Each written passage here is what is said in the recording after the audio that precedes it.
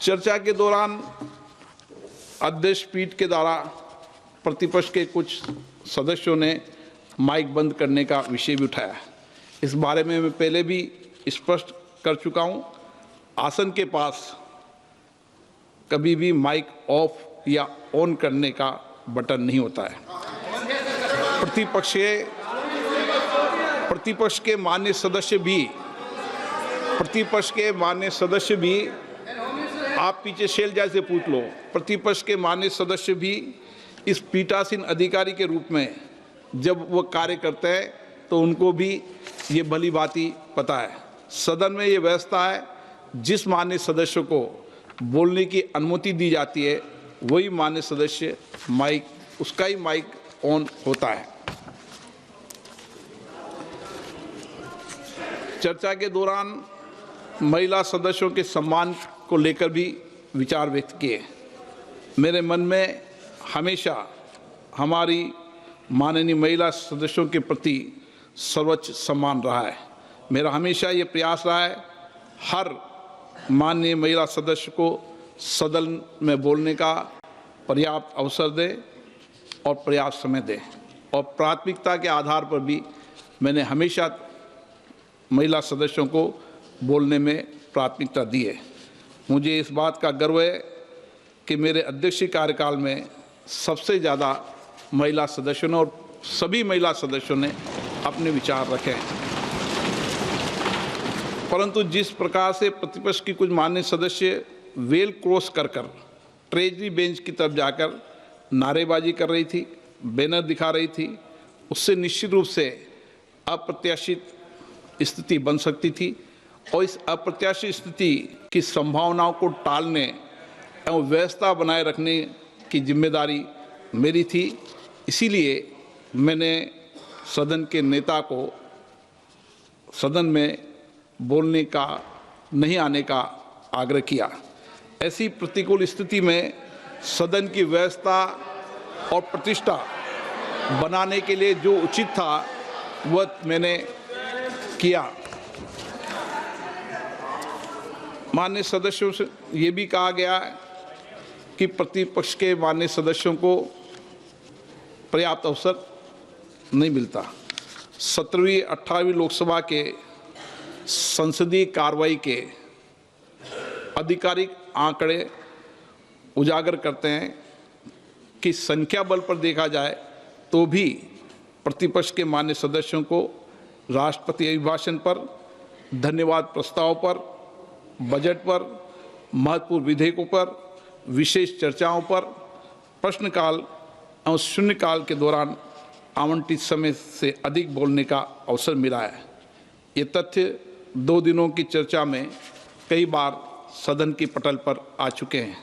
मेरी तो हमेशा कोशिश रहती है, चाहे देर रात तक मुझे बैठना पड़े, और मैं जब सदन में सुबह आता हूँ, सदन के अंतिम सदस्य के रूप में सदन से जब ही जाता हूँ जब सब माननीय सदस्यों को मौका मिले। और मैं हमेशा ही प्रयास करता हूँ कि चाहे एक माननीय सदस्य अकेला हो या उसके दल का एक सदस्य हो, उसको भी पर्याप्त अवसर, पर्याप्त मौका मिले। और मुझे खुशी है जो भी सदस्य बोलना चाहता था सबको मैंने 1 वर्ष के अंदर ही सबको बोलने का अवसर दिया। बुलाकर कहा कि आप बोले, कोई भी ऐसा माननीय सदस्य है जो बोलना चाहता हो और मैंने अवसर नहीं दिया, ऐसा कोई उदाहरण सदन के पटल पर नहीं रख सकता।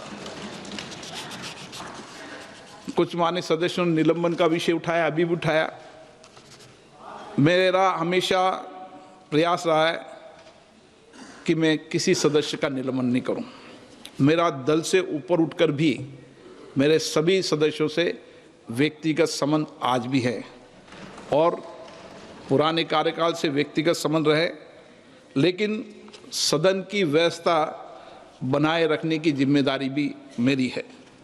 और इसीलिए जब मैं इस तरीके का कठोर या सदन इस तरह के कठोर निर्णय करता है तो निश्चित रूप से मेरा मन दुखी होता है। परंतु हमें विचार करना होगा ऐसी स्थिति क्यों उत्पन्न हुई, इस सदन में निलंबन जैसे कठोर निर्णय क्यों लेने पड़े। मेरा हमेशा जब भी मैं आता हूँ सदन में कोशिश करता हूँ कि सदन की मर्यादा बनी रहे, प्रतिष्ठा बनी रहे, और मैं आग्रह भी करता हूँ। और जब भी सदन में चाहे प्रश्नकाल हो या नियोजित तरीके से गतिरोध पैदा करना हो, जब भी मैं आग्रहपूर्वक कहता हूँ कि सदन में बैठें, चर्चा करें, लेकिन जब सदन के सदस्य नहीं मानते तो सदन स्थगित करना पड़ता है। माननीय सदस्यगण, वर्ष 1997 में भी आज़ादी के जब 50 वर्ष हुए थे, उस समय भी सदन की मर्यादाओं, गरिमा पर चर्चा हुई। 2001 में भी इसी तरीके से उस समय के तत्कालीन अध्यक्ष बालयोजी जी के नेतृत्व में एक पीठासीन अधिकारियों का सम्मेलन हुआ, जिसमें देश भर के मुख्यमंत्री आए, पीठासीन अधिकारी आए, मुख्य सचेतक आए, चीफ व्हिप आए, और एक लंबी चर्चा हुई और सबने सर्वसम्मति से संकल्प लिया कि सदन में नारेबाजी नहीं करना, इश्तिहार नहीं दिखाना, पत्रों को नहीं फाड़ना और अवरुद्ध मुद्राओं का प्रदर्शन आदि चीज़ों पर एक सामूहिक संकल्प हुआ। और उस समय के तत्कालीन सरकार, अटल जी माननीय प्रधानमंत्री थे, प्रतिपक्ष के नेता माननीय सोनिया गांधी जी थी। उन्होंने तो यहाँ तक कहा कि व्यवधान कम से कम करने के लिए सदन के बीचों बीच बेल पे आने पर पूर्णतः रोक लगानी चाहिए। इस मूल नियम के उल्लंघन पर स्वतः ही कड़ी अनुशासनात्मक कार्रवाई की जानी चाहिए। उन्होंने ये भी कहा कि वह दृढ़ता से ये महसूस करती है कि राष्ट्रपति के अभिभाषण के समय किसी प्रकार के व्यवधान की अनुमति नहीं दी जानी चाहिए। ऐसा स्पीकर सम्मेलन में भी, जहाँ सभी दलों की सरकार होती है, वहाँ भी हम ये कोशिश करते हैं कि सदनों की मर्यादा प्रतिष्ठा बनी रहे। हम उच्च सदन हैं, हम जितनी मर्यादा परंपराएं बनाए रखेंगे, नीचे पंचायत स्तर तक लोकतांत्रिक संस्थाओं में उतनी मर्यादा बनी रहेगी, उतनी चर्चा अच्छी होगी, संवाद होगा, उससे ही परिणाम निकलेंगे। और इसीलिए मतभेद हो सकते हैं, अलग अलग दल, अलग अलग विचारधारों से हम आते हैं, मतभेद भी हो सकते हैं, सहमति असहमति भी होती है, लेकिन लोकतंत्र में व्यवस्था बनाने की जिम्मेदारी हमारी है। हमें अच्छा नहीं लगता कि मैं बार बार कहूँ कि तख्तियाँ, नारे लगाना, कागज़ फाड़ना, मेजों पे चढ़ना, ये संसदीय लोकतंत्र की परंपरा नहीं है। आप अगर उसको भी उचित मानते हैं तो आपकी विचारधारा हो सकती है, लेकिन सदन और देश इस मत से सहमत नहीं है।